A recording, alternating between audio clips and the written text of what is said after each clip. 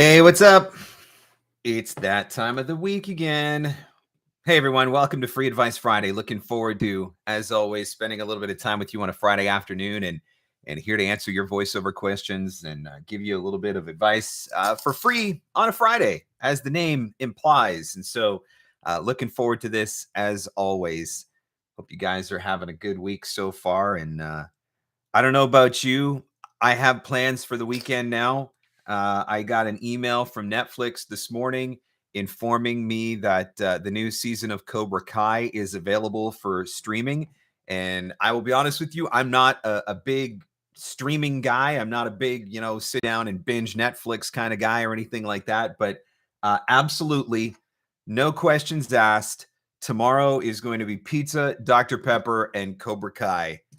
And I'm very much looking forward to that. So that's what's up for me this weekend. I hope you've got some fun and exciting plans for the weekend as well. Welcome, Sean. Welcome, Laura. Uncle Roy says 1 week until VO North, 4 weeks until the barbecue, and 9 weeks until Mavo. I get to make it to 1 out of 3 of those things. I wish that I was able to do more, but grateful that I can even be able to do 1 of those 3 at this point in time.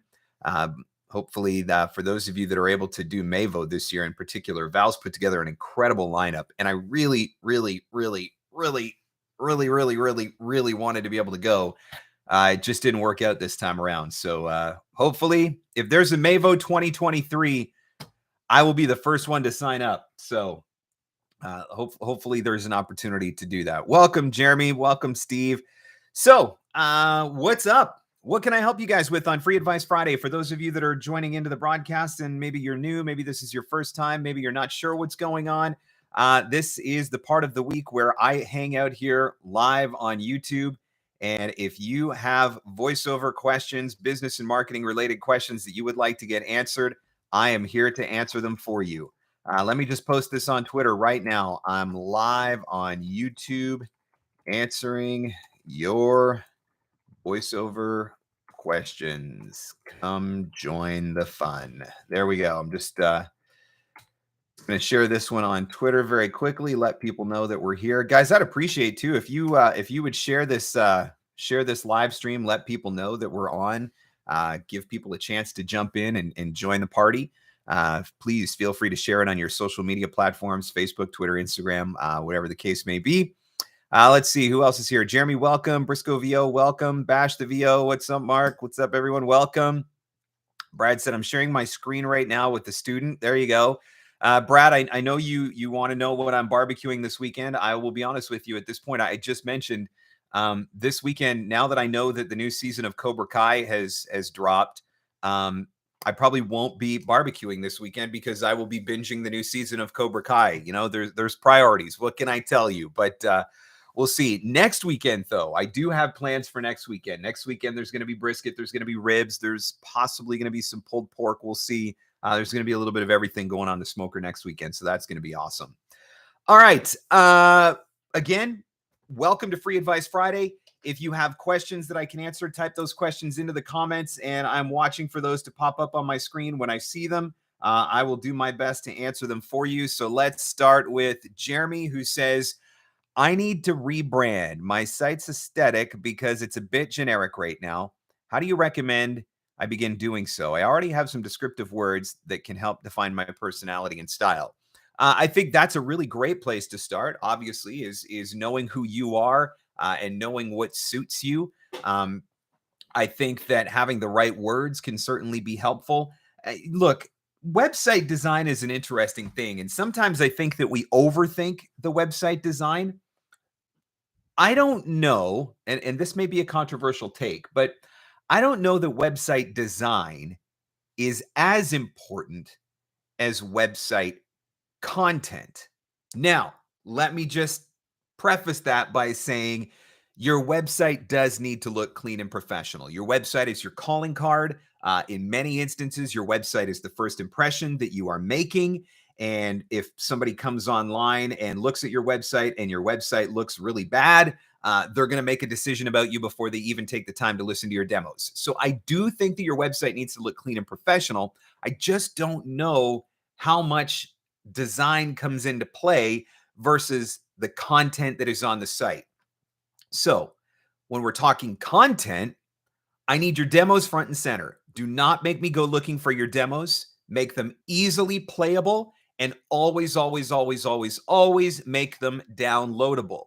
I can tell you from experience, I have done casting in the past, and sometimes a client comes to me and says, hey, can you grab some demos for me? I need this. And it's something that I can't do. I go to websites and some voice actors that I know and trust. And if I can't download your demos, you just missed out on that casting call. So demos front and center, easily playable, playable across any device and browser, any platform. I need to be able to play it on my phone, on my tablet, on my desktop, and they've got to be downloadable. That's important. I think that it's really important to have studio specs now. I think that even though the home studio has been a part of voiceover for a long time now, it became even more prominent during COVID. And people are paying attention to that more so now. So I need to know a little bit about your home studio, a little bit about your home studio capabilities. So that's a section of content I would like to see on your website. I want to see some testimonials, social proof that says that you can do what you say that you can do. And so I think that's a section that you need to have on your website. I also would like to see some clients if you've got some client lists, and I want to know a little bit more about your services. I'm available for this genre, this genre, this genre. I want to be able to say, I want to know, I'm available for directed sessions. I provide turnaround in 24 hours or less, or whatever the case may be.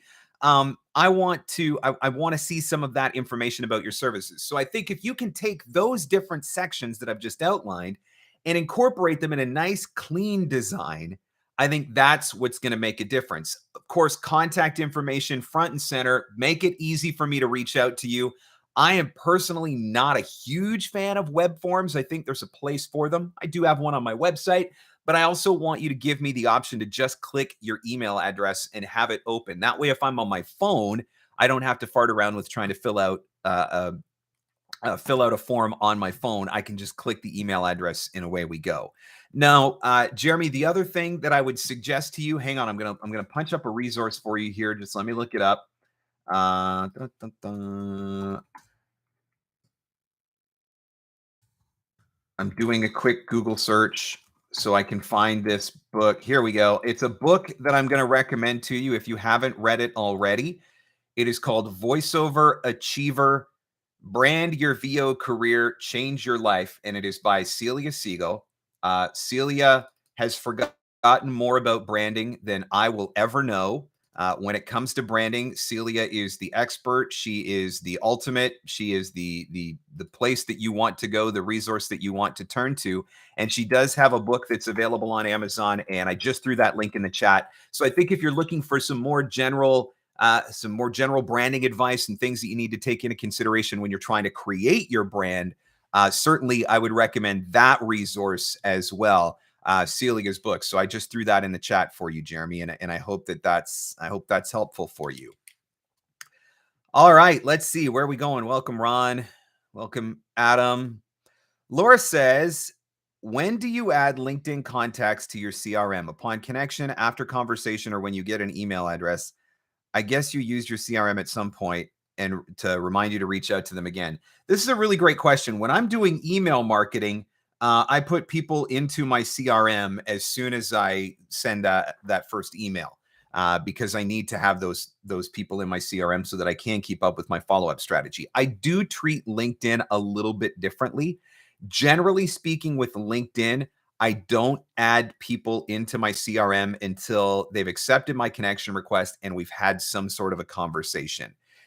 If I added every single person that I've sent a connection request to on LinkedIn, my CRM would be fully overloaded. And I just don't know that it's worth it to put every single person in, because not every single person interacts with me on LinkedIn. Not every single person carries on the conversation. So that's how I treat it. Once you've accepted my connection request, and if we've had a little bit of back and forth communication of some form or fashion, at that point, I am going to add you into my CRM. And I am going to make it a point going forward to include you in my follow-up strategy. So hopefully that answers your question, Laura. Hi, Mark from Albania. Oh, look at us. We are international. I travel a lot for work. What do you think about the pop-up filters like the Kaotica Eyeball for treatment? Can't travel with foam and don't know if these will work instead. I mean, I don't have a lot of experience with the Kaotica Eyeball. I think that it can work to a degree. I think it partly depends on the microphone that you're using, but I also think that it depends on the space that you are recording in. I think that makes a big difference as well. If you've got a really noisy space, if you're recording in a really noisy hotel room, for example, even the Chaotica Eyeball is not going to save you. It might reduce some of that outside room noise. It might control echo to a certain degree. Again, I think depending on your microphone, but I don't know. I personally, I would be more apt to look towards something like a vocal booth to go, but maybe, you said you can't do foam, so maybe that's not an option for you. Uncle Roy says in the chat there that he can help with Chaotica Eyeball advice. So, Ryle, what I would encourage you to do is reach out to Uncle Roy directly. Uncle Roy is my studio guru. Any technical studio questions, generally I filter through him. So reach out to him directly there. He's willing to answer some questions for you on the Chaotica Eyeball and whether or not that might be the investment that you're looking for. I will tell you, though, that when I record in hotel rooms, very often what I do, and I've posted pictures of this on the internet before, I will take the desk that is in the hotel room and I will push it into what I assume to be the quietest corner in the hotel room. And then I will take the ironing board and I will put the ironing board, actually, hold on a second, push the desk into the corner, put a bath towel on top of the desk.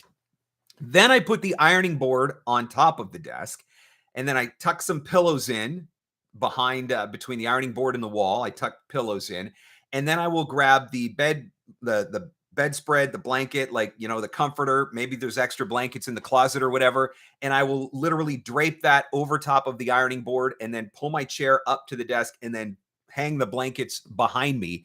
And I have recorded countless jobs in countless hotels all across Canada and the United States using that method.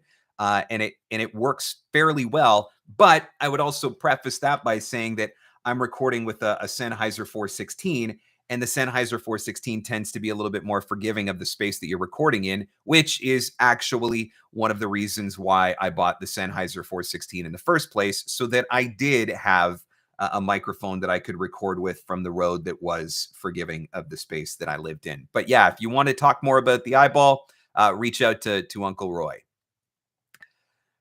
Briscoe VO says, I will be launching a new website soon. Any ideas of what to do with my old site? I mean, are you just talking about you're launching a new site because you're replacing a site, or you're moving a URL, you're changing hosting? Can you just maybe clarify that a little bit? And I will try to answer that question for you if I got a little bit more clarity on that one. Teresa says, hey, Mark, you do realize that we're choosing you over King Charles. Actually, I did not realize that the king was speaking right now. And I probably should have known that because I'm Canadian and the queen was my queen and the king is my king now. And I probably should have known that, but I was not aware of that. But thank you. I appreciate it. I will try to make sure that the advice that I offer is worthwhile and makes it makes it worth you being here on a Friday afternoon when you could be listening to the king instead. Now that I know that, though, I'm going to have to go back and look for a replay of the king's speech there after this broadcast is done, because I actually am curious to hear what he has to say. Let's see what else we got going on here. April says, yes, Celia's book is life-changing. Plus she is such a good person. Celia is amazing. One of my favorite people. I mean, if you have the means and the ability to work with her in person, by all means, go for it. But certainly the book offers a ton of great advice that you can apply on your own as well. It gives you lots to think about. All right, let's see. Again, welcome to Free Advice Friday, everyone. If you've got a voiceover business and marketing question that you would like to get answered, type that question into the comments. I am keeping an eye on what is going on, and I am happy to answer questions for you. So type them into the comments. Briscoe VO, changing hosting for my VO site, but I'll still have control over the old site as well. So can I repurpose the old one? I don't know that there's really any reason why you would want to repurpose it. I think if they're both for your voiceover business, I think you want to have one central location. Depending on what you've done on that old site, you might just want to point things, right? I'm assuming if you're keeping the same domain, for example, you want to point things, the new site to the existing domain so that you're not having to re-educate people on your domain and all of that sort of stuff. But as for the old site itself, if there's not a lot there, if there's not a lot of content there, if there's not a lot of SEO value there, and you're just fully launching over again in a new place and a new site, maybe you just let the old one go. I mean, when I moved over hosts to upper level with Brad Newman, I did that last year, and we moved everything from my old host to my new host. And so we kind of went about it that way, but I also wasn't fully relaunching my website at that point in time. So that's why we did things a little bit differently. Cecil says, how do you feel about marketing efforts in multiple VO genres for someone who's new to VO versus someone who's been in VO for 5 or more years? I know there's concern of spreading yourself too thin. Cecil, here's what I think. I think that you can market in as many genres as you can do. I think the trick here is being realistic about what you can do. I also think that it makes a difference what demos you have. If you want to successfully market yourself in any genre of voiceover these days, you pretty much have to have a demo in that genre. And so for any of us, we really are realistically limited to the amount of genres that we can market to based on what demos we have. So if you only have a commercial demo, you really can only effectively market in the commercial space. Now, are there ways that you can strategically market that commercial demo to maybe open you up to some more opportunities? Yes, I think there is. But if you want to market in e-learning, for example, you can't market to e-learning with the commercial demo. Let me correct that. You can, but you shouldn't. And that goes for any of the different genres. We kind of did this to ourselves. And I talked about this yesterday. I did a Clubhouse with Liz Atherton, and somebody asked a question about demos. And I said, we kind of did this to ourselves, but I don't necessarily think it's a bad thing. It wasn't that many years ago that you had a commercial demo and you had a narration demo, and that was pretty much it. Commercial and narration. And those two demos were pretty much all you needed. But the industry has changed. The industry has evolved. Marketing has changed and evolved. And now you can have a commercial demo. You could have 5 different narration demos, each one of them specialized in different categories. You could have 3 different types of e-learning demos, each one of them specialized in different categories. Then you can have your animation and your video games and your characters and your audiobooks and on and on and on and on and on and on. And the more demos that you have, obviously, the more places that you can market yourself, but you have to be able to deliver the goods as well. There's a reason why there's not an animation demo on my website. I don't do it. I couldn't do it. I wouldn't want to try to do it. There's a reason why there's not a video game demo on my website. I don't do it. Couldn't do it. Don't want to try to do it. So I've got commercial, I've got explainer, I've got corporate narration, I've got e-learning. Those are the genres that I primarily focus on. And those are the genres that I'm able to market to because those are the demos that I have. So I don't know if that specifically answers your question, Cecil.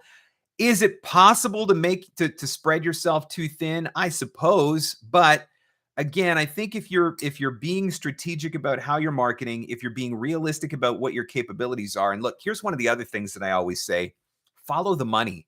Follow the money. When I was trying to make decisions about where I was going to go with my voiceover business, one of the very first things that I did was I sat down and went through all of my invoices, and I started to notice patterns. I started to recognize I'm consistently booking this genre, and this genre. I'm consistently making money in this genre, and this genre. And so it's like, you know what? I'm going to continue to focus on this genre, and this genre. That does not mean that I will turn down opportunities in other places. That doesn't mean that I'm not always on the lookout for opportunities in other places. It just means that the bulk of my efforts are going to go where the bulk of my income is coming from. And so that's something else that I think that you should be taking into consideration as well when you're making a decision about where you're going to market, how you're going to market, and what is that going to look like. What demos do I have? What types of voiceover can I realistically do? Where am I currently making money and stand the best chance at making more money in the future? Those are all some of the questions that I would be asking. And I hope that answers your question, Cecil. It's a great one, and thank you for asking. All right. Again, welcome to Free Advice Friday. If you have a question that you would like to ask and get answered, by all means, type it in the comments, and I'm watching for them to pop up on my screen, and I'm happy to answer any kind of voiceover business and marketing related questions for you. Laura says, I'll be a guest speaker on a few upcoming webinars. Do you recommend a press page or pop-up on your website to announce them, or social media posts sufficient? I think it depends on the audience. So for example, when I do webinars, I will, like, if I'm doing my own webinars, I will post those on my coaching site, but I don't specifically post them on my voiceover site because I don't know that it's relevant necessarily to the audience that's looking at me for voiceover. Definitely share them on social media. I would be posting those all over the place. I mean, anybody that's been around my social media for the last 2 weeks, you've probably seen me post multiple times on Facebook, Twitter, LinkedIn, and Instagram about the Clubhouse meeting that I did with Liz Atherton yesterday. So I certainly want to promote that. And so that is definitely something that I would be looking at. Whether or not it goes on your website, I think depends on the audience that's coming to your website and whether or not you think the content is relevant for them. That being said, when you have the opportunity to speak at webinars and you are now in a position of authority, those webinars give you credibility, right? Those webinars give you a certain level of authority within your industry. Is that something that you could put on your website as far as a credit is concerned? Yeah, I think that you could definitely do that. And I think that's something that you could potentially put onto your LinkedIn profile as well. Good luck with your webinars. It's a fun thing to do. I just did one last night with Dan Ganguza and the VI Peeps, and I had a lot of fun doing that webinar. Play the voice. Real Kids VO family. Is there much e-learning opportunity for kids? There's definitely kids e-learning narration that is out there. My understanding is that sometimes it's a little bit harder to find. It's one of those niches that you got to be really strategic about trying to get in front of the right people.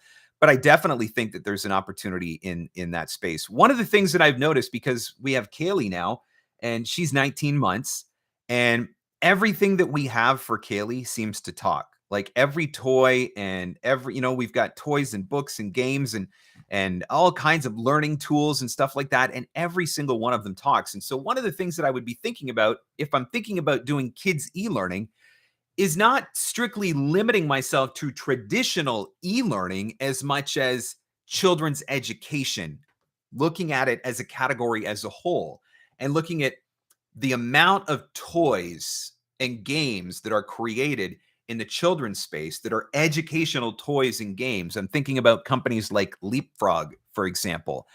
So I do think that there's opportunity there. I think you just got to be looking in the right places to find some of those opportunities.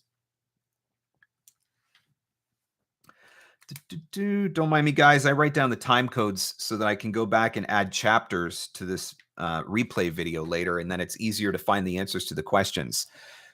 Kurt says, how often do you refresh or touch up your demos? I like to update mine every 1 or 2 years to keep them updated with genre trends. I think there's two questions or two factors when it comes to answering that question, Kurt.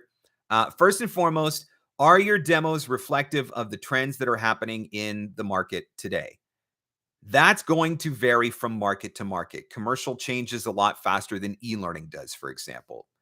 Commercial changes a lot faster than corporate narration does. So maybe you have to update your commercial demo more frequently than you have to update your e-learning demo. So is my demo up to date with current trends? I think that's one of the things that I would be looking at. And the other thing I would be looking at is my demo reflective of my current ability? And that's a really important question to ask, particularly when you're starting out, because when you're starting out, my assumption is that you're going to continue to coach and that you are going to continue to hone your craft. And the more auditions that you submit, the more experience that you get under your belt, the better that you are ultimately going to be. And so that demo, that first demo that you ever produce, that one might only be good for a year, because after a year, you might be a totally different voice actor. So that's the other thing that I would be looking at. So first and foremost, is my demo current with trends? And then secondly, does my demo represent my current level of skill? And if either one of those two things are out of alignment, then I would suggest that it's time to be looking into whether or not I need to update and or refresh demos. And for those of you that are about to say, how do I know if my demos are on trend? There's a link. Everybody knows J. Michael Collins, right? I would suggest spending some time on his website, listening to the demos that he is producing, because the demos that he is producing will give you a pretty good indication of whether or not you are currently on trend. And there are a lot of other amazing demo producers out there. And I want to clarify that you can go to Roy, you can go to Ann, you can go to Dave Walsh. There's a lot of amazing demo producers out there. The reason why I give you JMC's link right now is just because that's one place where you can listen to about 200 demos all in the same place really easily across multiple genres and get a better sense of whether or not you are currently on trend and keeping up with where things are in the industry today. I think that's a really good research tool for you to take advantage of.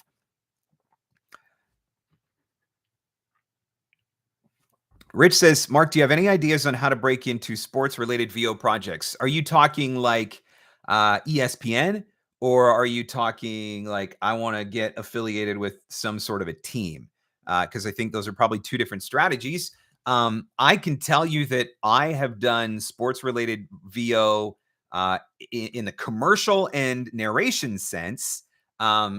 For college and university teams in the past. I've been the voice of a couple of different college and universities in the past, which meant, new commercials every weekend for whatever, promoting whatever the new game was or the upcoming game was.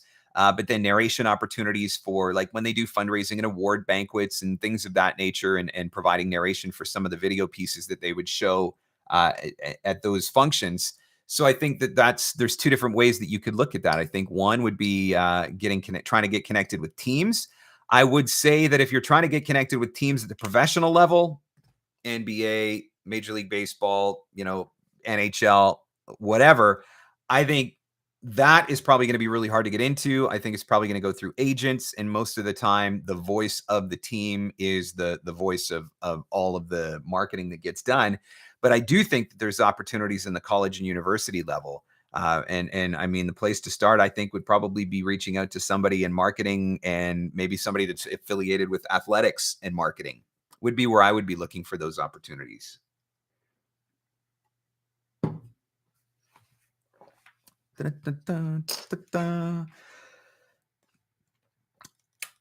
If you guys would indulge me for a moment, I want to remind you that Voiceover Marketing Playbook is available right now. Playbook came out earlier this week, and it is going to be available until Thursday. Voiceover Marketing Playbook is my flagship marketing program. It's about a 6-hour video course that literally takes all of my marketing knowledge and condenses it down to just the most important stuff. No fluff, no rah-rah, no hype, just strategies, tactics, actionable practical advice. It's really just meant to help you jump the learning curve and get your marketing to a new level. You can find a complete course outline at voiceovermarketingplaybook.com. I'll throw the link in the chat there. So again, that's available until the 15th of September. Very quickly, Playbook Complete is the entire course plus 2 hours of private one-on-one coaching.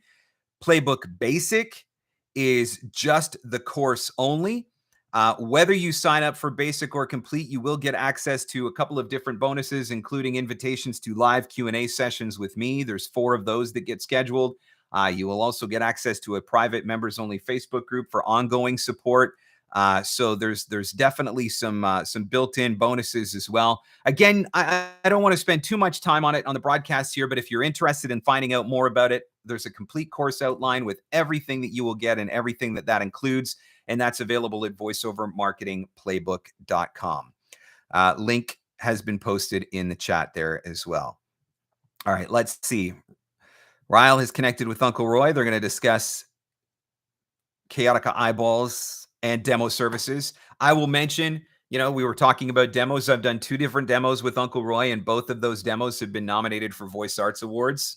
So Uncle Roy does produce amazing demos. Absolutely. Killer demos, actually, is the branding that we attach to them. The Uncle Roy Killer Demo.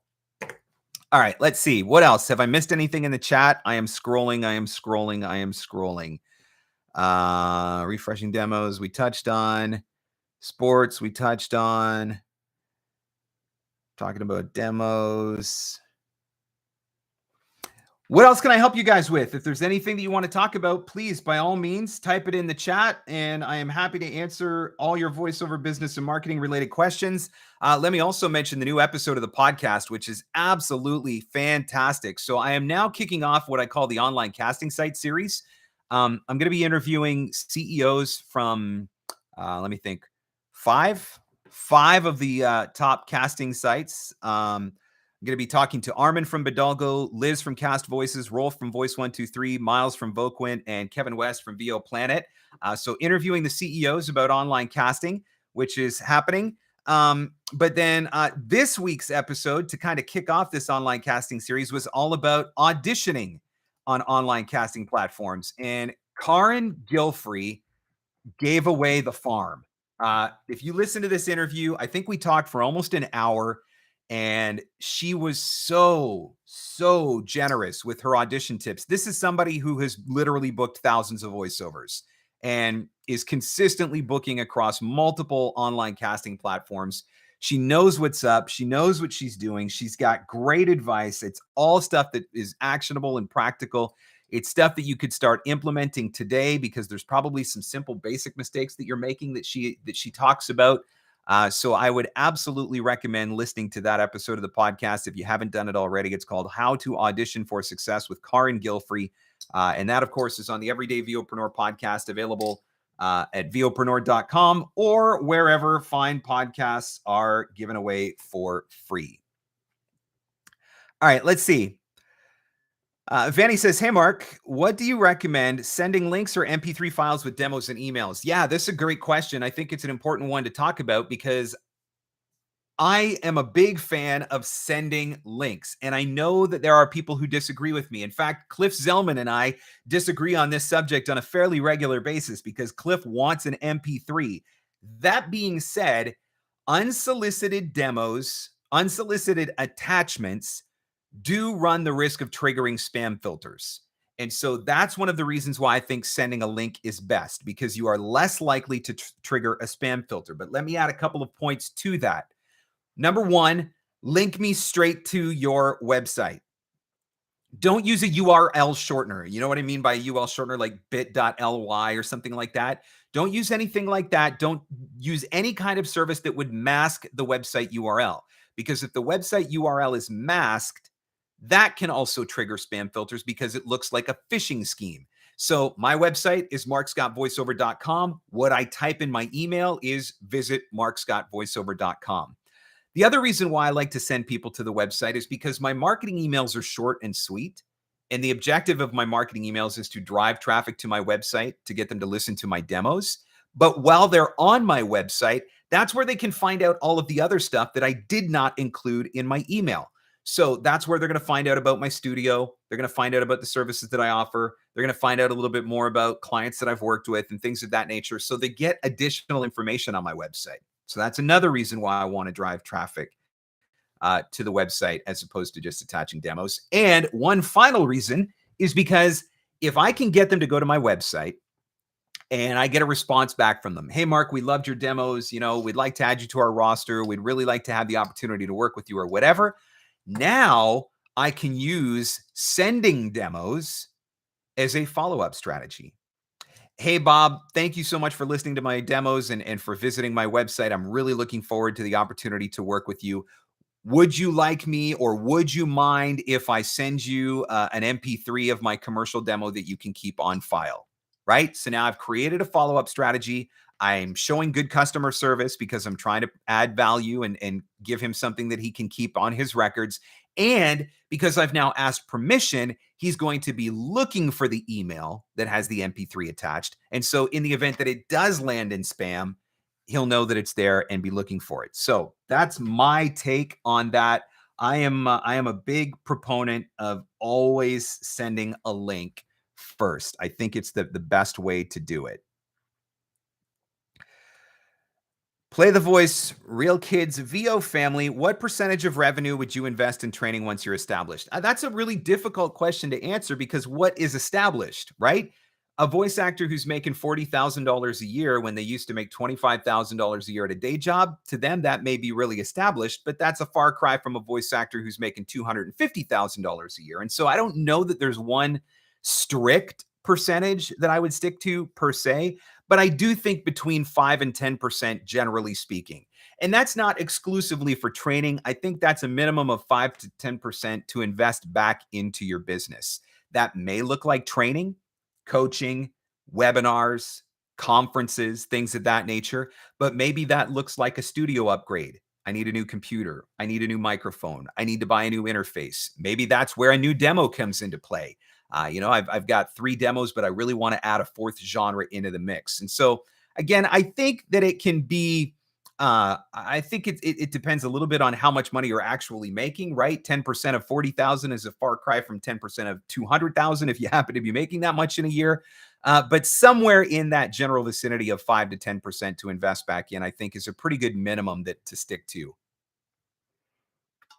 And for some people, I know that they take it even higher. I think part of it has to do as well with your career goals, right? There are some people that the goal is just to get to a certain point and then just maintain that and just enjoy life and enjoy doing voiceover. But there are other people who want to get to an even higher income level, and then they're constantly in competition with themselves. And there are other people who don't even care about the income level because they're just chasing a particular thing. I will not quit until I get that AAA video game. I will not quit until I am the voice of a character on Pixar.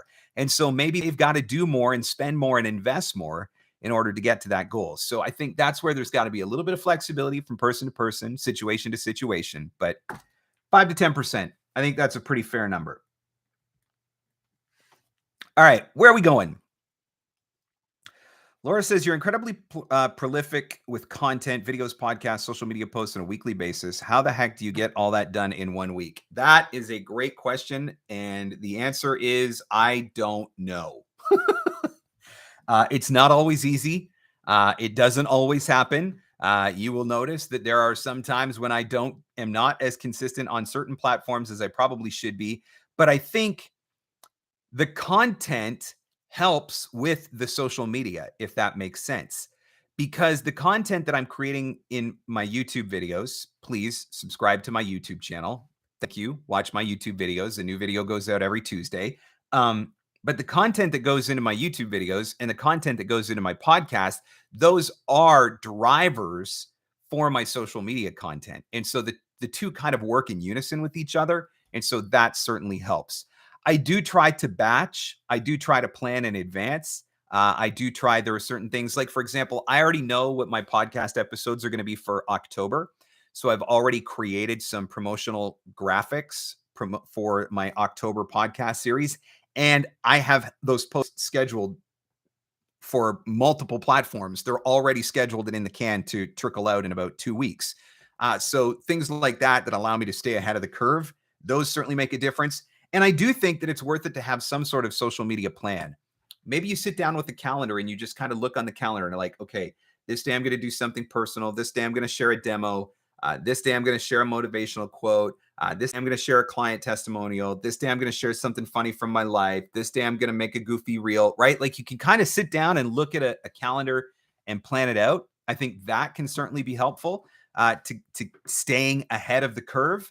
I'm also becoming a big fan of themes. So one of the hardest things for me with my podcast, for example, is trying to stay ahead of the episodes, because there are a lot of times where I am literally recording on Wednesday night for a podcast that drops on Thursday. And that is very stressful and I don't enjoy doing it. And so one of the things that I have started adopting is themes. So a great example of this is the summer series. I know that in June, July, August, I'm going to do the summer series and they're going to be short, quick hit episodes. And those are really easy to get scheduled ahead. Those are really easy to knock out several episodes in a day. When I came back in September, I knew I wanted to do an online casting site series episode, which I was able to stretch into an online casting site series rather, which I was able to stretch into 7 different episodes all around the theme of online casting, with each episode still being unique and adding its own value. And so thinking about themes, and maybe you come up with 3 or 4 key themes that you want to stick to, but then you map out content each week based on one piece of content per theme or something like that. I think that can be very helpful. I'm going to throw a link in the chat here. Creating a content marketing strategy for the year with Pamela Muldoon. Pamela is an absolute genius in content marketing. Very, very, very respected and recognized, well recognized in the United States in the field of content marketing. She also happens to be a very talented voice actor. And I had the good fortune of interviewing her for an episode earlier in the, was earlier this year? I think it was earlier this year that we did that episode. And she offers some strategies for how to stay on top of some of that stuff as well. So that would certainly be an episode that is worth going back and giving a listen to. I think Pamela's got some good tips for you. All right, where are we going next? Marissa says, when starting a podcast, oh, here we go. What are your favorite tips you learned starting out? Distribution tech tips, making a strong intro, marketing a podcast, any general nuggets of wisdom. One of the things that I absolutely recommend that I did not do for the first couple of years because I was dumb is to have a content calendar for the year. So for me, I know that I'm doing a new episode every week, right? So 52 episodes per year. Now, maybe this is going to be a little bit different, or it's going to look a little bit different if you're going to do seasons. You know, I'm going to do an 8-episode season, and then I'm going to take a month off, and then I'm going to do another 8-episode season and take a month off, or whatever. So I think you got to decide what your format is going to be. But then having a content calendar for the year, there's something to be said. I've got a spreadsheet, and there's something to be said for just opening up that spreadsheet and being able to look ahead and see where I'm going and keeping it all straight and knowing that I am scheduled ahead. There's something to be said for that. So that was definitely one of the things that I did not do in the beginning that I wish that I had done, because I was absolutely flying by the seat of my pants for the first 2.5 years.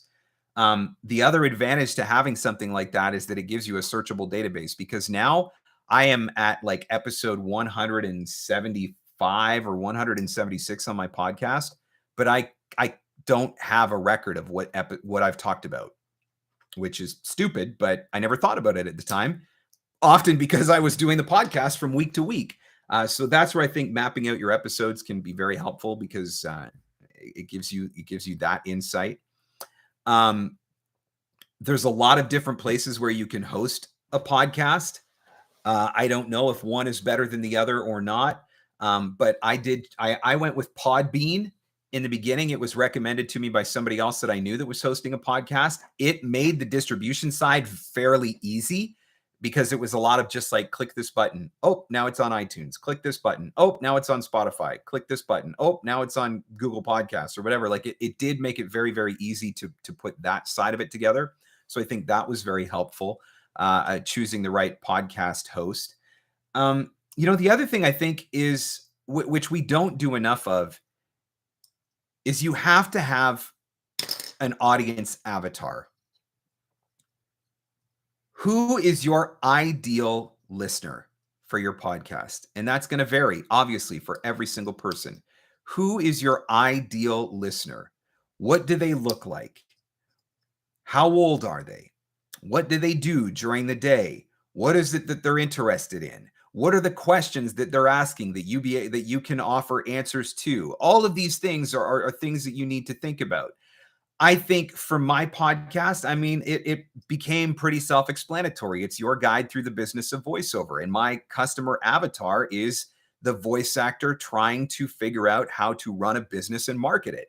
And so knowing that that is my audience, all of the decisions that I make on what episodes I'm going to do, what topics I'm going to cover, what guests I'm going to have on the show, they get filtered through that customer avatar. Is this relevant to my audience? Is this going to help guide them through the business of voiceover? Is this going to give them marketing tips or business tips that they can walk away with? And if the answer is no, then that episode doesn't happen. And I have said no to interviews in the past because I didn't think that it fit with my ideal audience avatar. and who I was trying to reach. And so I think it's really important to have that figured out as well when you're getting started. Who am I talking to, and what do they want to know from me? I think the other thing that I would suggest having in place out of the gate is having a way and a reason to collect email addresses. You may not know what you're going to do with those email addresses right now, but you need to start collecting them on episode 1. So having a way means figuring out what the system is going to be. Are you going to set up MailChimp, for example, and add a subscription box on your website using MailChimp as your service provider? So look into that.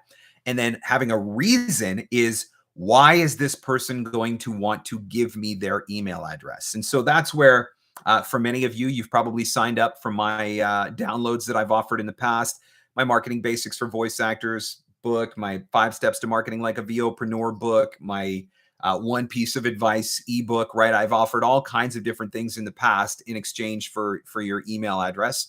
And so I think you have to have something that you can offer that's going to make people want to give you the email address. Even if you have no idea what you are going to do with those email addresses at this point, other than just collect them, you should be starting to do that right out of the gate. So that's something else that I would definitely be thinking about, Marissa. And hopefully that is helpful to you.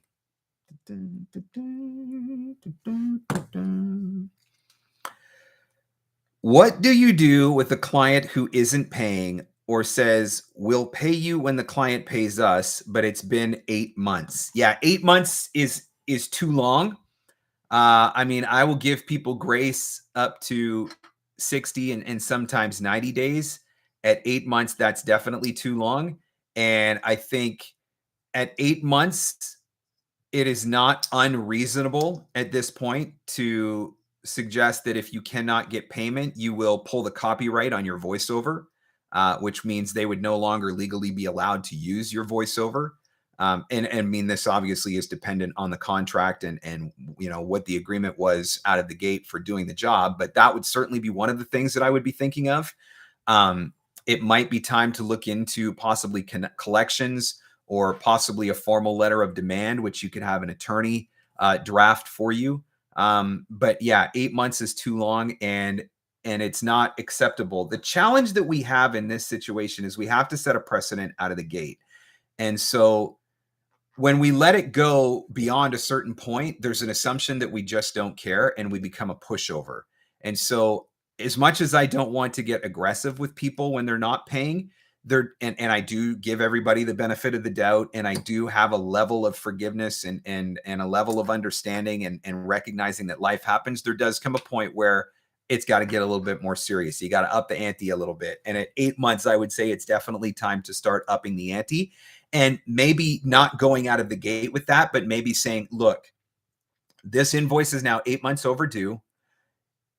If I receive payment in full by such a date, maybe give a week or 2-week deadline, I'll consider the matter closed. But if payment has not been received by such and such a date, my next step will be to, you will be hearing from my attorney, for example. Most people don't want it to go to that point. And at that point, they're usually going to pay you because they don't want it to go to that point. So that may be where you're at this point. You may have to think about doing something like that. I think the big thing is in how you handle it. Try to keep it friendly and professional still, right? You don't want to burn a bridge, although maybe if the client's going to be like this, it's not somebody you want to work with going forward. But I do think there comes a point where you got to put your foot down.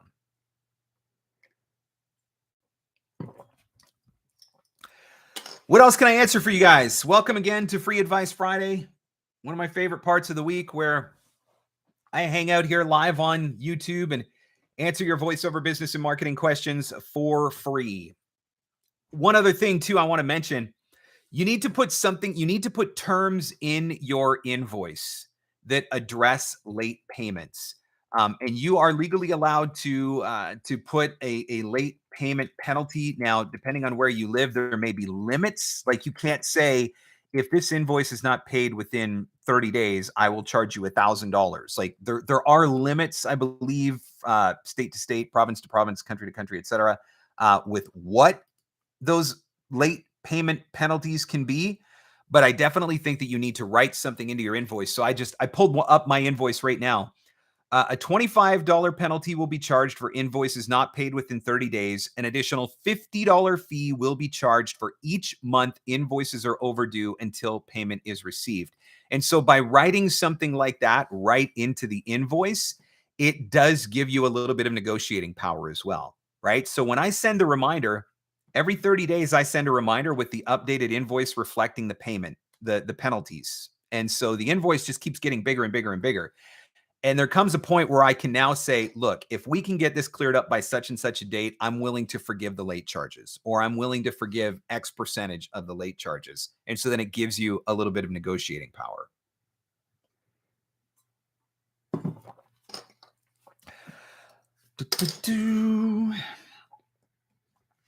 Laura says, do you reply to your new YouTube subscribers to welcome them to your channel? Laura, I do not at this point because I'm not even sure.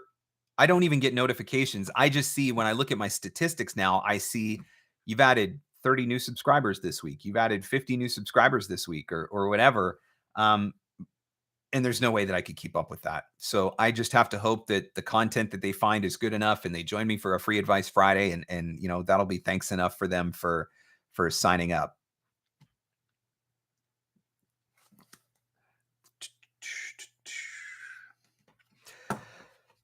Many of the best jobs have come through referral from other voiceover pros. Any recommendations on connecting with other pros? I think that there's a lot of different places where you can do that. And Facebook would be the first obvious strategy.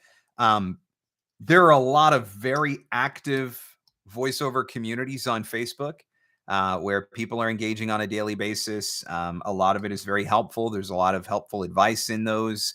But it also gives you a chance to get to know people, to see who's active, and from there to potentially develop relationships. So I think that's definitely one avenue, probably the easiest avenue that you could look at. I mean, that's part of what I do is I run a Facebook group, which is where a lot of people come from that watch this broadcast, listen to my podcasts, etc. I think attending voiceover conferences is a really great way to do that. And it's nice that the voiceover conferences are starting to happen in person again. Mavo is coming up in November. That one is in the DC area. VO Atlanta has already been scheduled for towards the end of March of next year. So that's one that's coming up. Vocation actually is happening this weekend. But then Vocation happens every year. But then Vocation Cancun is coming up as well, which actually sounds like a really fun and unique opportunity. WovoCon, I think the big World Voices Conference, I think, is done now from the sounds of it, but there's the possibility of still doing some mini cons. So I definitely think that's something to keep in mind as well, is you know, getting out and meeting people that way. I would also be looking for local meetup groups. Maybe depending on where you live, maybe there's a meetup group that you could get connected with. And if you can't find one that's local that you can meet in person, maybe you can get plugged into a community online that does like monthly meetups and stuff like that. That's something else that I would be looking at as well. Great question, because I do think that it's important to have a network. I mean, I keep a database of voice actors who do things that I don't do so that I can make referrals when clients are asking for things that I don't do. Laura says, is the Boo napping or is she glued to the King Charles broadcast? Yeah, actually, she is napping. She was a little late going down today. And so unfortunately, no Boo appearances today, which I know that's probably why some of you you're like, all right, forget it. Then I'm leaving. I don't need to hang around for the last 5 minutes because if I'm not going to get to see her. Some of you probably thought that's what I was doing, was saving her till the end to get you to stick around and watch longer. But yeah, she is napping today. Marissa says, I'm pretty positive I'm going to Vocation Cancun and I'm pumped. Yeah, I didn't even know about Vocation Cancun until I did my interview with Carin Gilfry. And she was telling me all about it. And I was like, oh, wow, that sounds very interesting. I'm just looking for Vocation Conference, Vocation Cancun, February 9th to 12th, 2023. So there you go. Let me throw this in there. Vocation Cancun. One of the things that I think that makes Vocation really neat too is that is a conference that is exclusively focused on the business side of voiceover. So that is not a conference where you're going to go and do a bunch of audition classes and learn how to, you know, do commercial voiceover or animation voiceover or whatever. That's where you're going to learn how to structure a business and set up an LLC and do your taxes and learn strategies for marketing. And learn how to connect with agents and all of that business side of stuff. And I think that's what's really fun is I think that's what it's just a different kind of conference. And I guess, the fact that it's happening in an all-inclusive resort in Cancun certainly becomes part of its unique value proposition at this point as well. All right, guys, I got time to answer maybe one more question on Free Advice Friday. If somebody's got something that they would like to ask, by all means, please type it in the comments. I am keeping an eye out. Again, don't forget to check out the playbook. voiceovermarketingplaybook.com is the website to find out more about the course. I would love to be able to have the opportunity to work with you and help you to level up your marketing efforts. So check that out at voiceovermarketingplaybook.com. All right, where are we going? 55. Oops, 55. Have you seen a shift from using Source Connect IPDTL to just using Zoom and sending in the recording? I think it depends. Anything that I'm seeing from the agent side, those larger national type agent auditions, everything is still Source Connect and IPDTL. But I think what you got to remember is Source Connect IPDTL, those are industry things, right? Those are industry things that, commercial agencies and stuff like that are using. But when you're connecting with smaller market, local market, video production, you're doing corporate videos and stuff like that, most of these people don't have Source Connect or even know what Source Connect is. And so they do want to use Zoom or Skype or Teams or what is it? Google Hangout or whatever the Google one is. I've done a couple on that one before too. So I think that's where I think I would want to make sure that I've got the ability to offer others, right? We put a lot of focus on having Source Connect because that's what our agents tell us to do. That's what our agents want us to have. But rather than just saying that you have a Source Connect equipped studio, why don't you say, I'm available for directed sessions via Source Connect, Skype, Zoom, etc., so that they know that you have more than one option. That's the way that I would word it if I was looking to put it onto an email or put it into a website.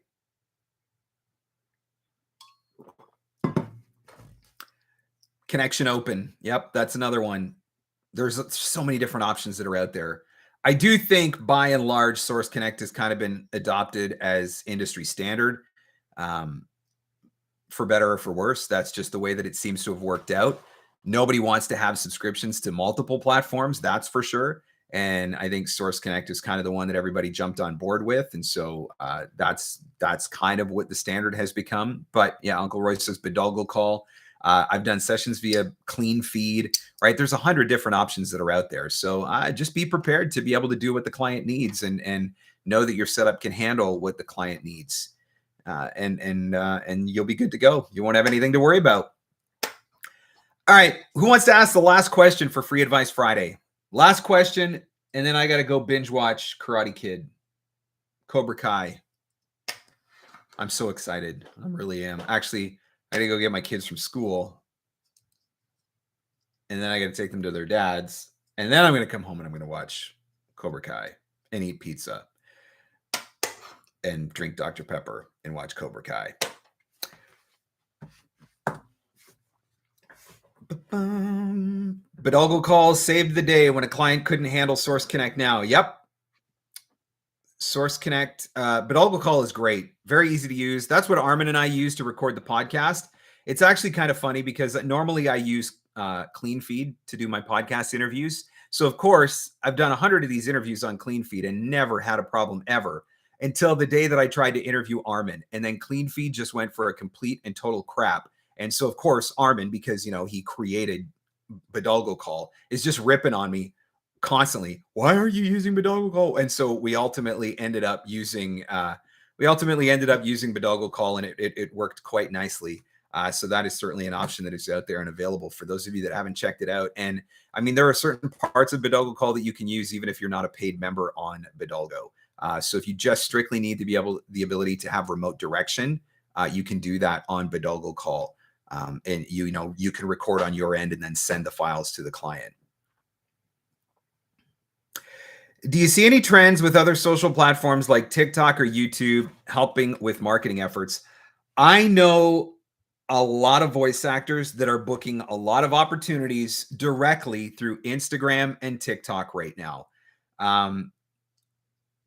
TikTok, The algorithm is so open.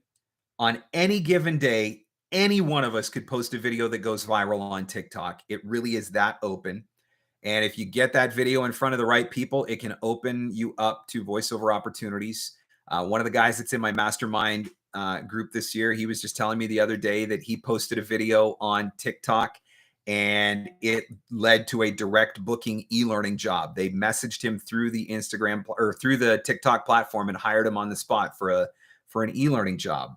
And I've talked to some other voice actors who have had similar things happen through posting reels on Instagram. I do think that video is where the world is going. I think that it is something that we all need to embrace, whether we like it or not. I think that if you want to keep up with trends as far as marketing is concerned, video on TikTok and video on Instagram, that is definitely where it's at. I think YouTube is trying to figure out how to compete with TikTok using YouTube Shorts. And so that's certainly another option that you could look into. At this point, I would say that you probably have the greatest potential of going viral through TikTok, but I'm seeing it start to happen for some people with their Instagram Reels as well, as Meta continues to double down. I mean, they do not want to lose to TikTok. And I shared this in a webinar that I taught last night with Ann Ganguza's VI Peeps.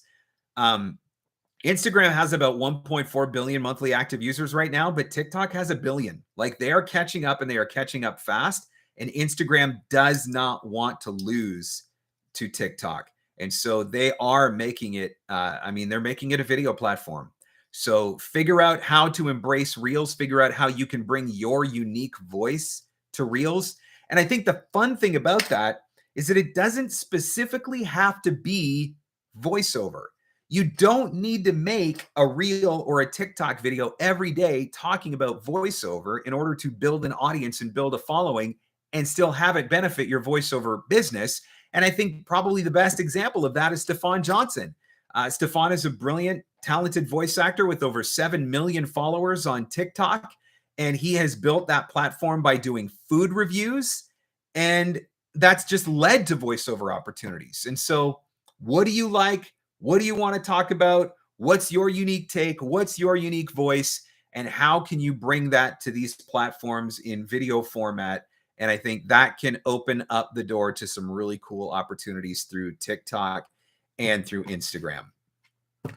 All right, guys, that's it. I got to run. I got some stuff that I got to do, but thank you as always for coming to Free Advice Friday. I can tell you right now, there probably won't be a Free Advice Friday next week. We'll see. Next Friday is actually my birthday. And I don't know whether I'm going to be able to do Free Advice Friday or not. If it turns out that I can, I will post a notice ahead of time. Please make sure that you subscribe to the YouTube channel. That way you will get notified when I am going to go live. And of course, make sure that you check out the latest episode of the podcast at VOpreneur.com, talking audition strategies with Carin Gilfry. And I would love to have the chance to work with you on Voiceover Marketing Playbook. Details on that one, of course, at voiceovermarketingplaybook.com. Whatever you decide to do this weekend, guys, as always, have fun, stay safe, and go find some leads.